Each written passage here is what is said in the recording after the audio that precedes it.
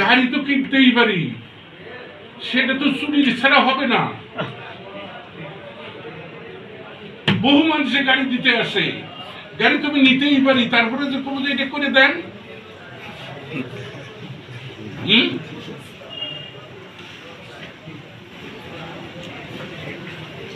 তো যারা যারা বলেন তারা তো বুঝেন না যে ব্যবসায়ীরাই তো আসবে এখন ক্ষমতায়, কেন টাকা ওদের হাতে।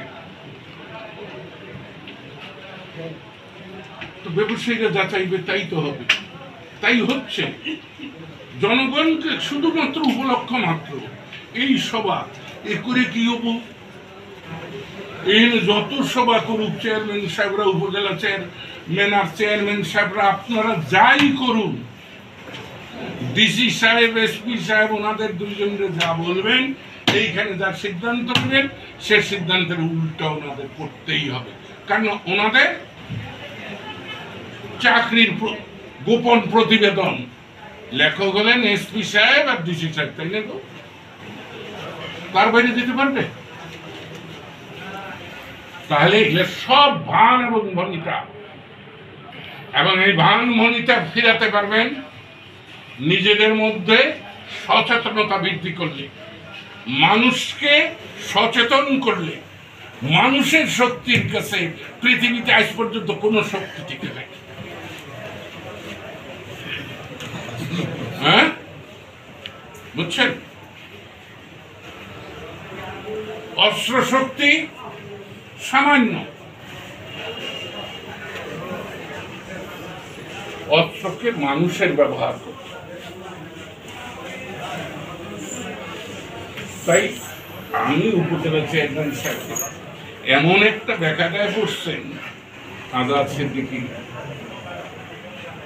বুঝে হোক না বুঝে হোক এখানে আইসে ব্যাখ্যাটাই কিন্তু যতই বলুক আপনি অভিভাবক, আসলে এগুলো তো বলা,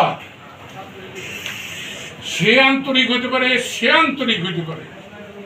আপনার ইয়েনু এবং ওসি আন্তরিক হলেই কিন্তু কিছু হবে না।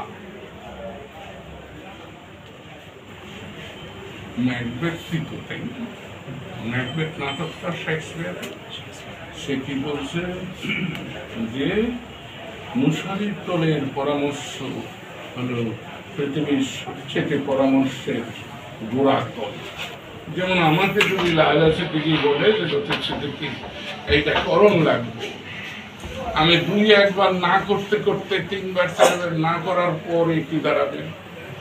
আপনাদের যে ধলা মিয়ারা চেয়ারম্যান হয় তা কিন্তু ওই মশারির তলের কারণেই হয়। তাই ধলা মিয়ারে একদিন উনি কইছিলেন যে বেশি পা বাজে গেছে বেটা ছেলে।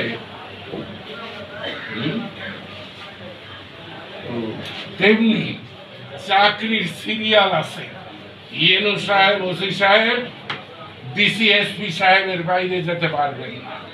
ডিসি এসপি সাহেব জনপ্রশাসন সচিবের নির্দেশের বাইরে যেতে পারবেন না, আর জনপ্রশাসন সচিব প্রধান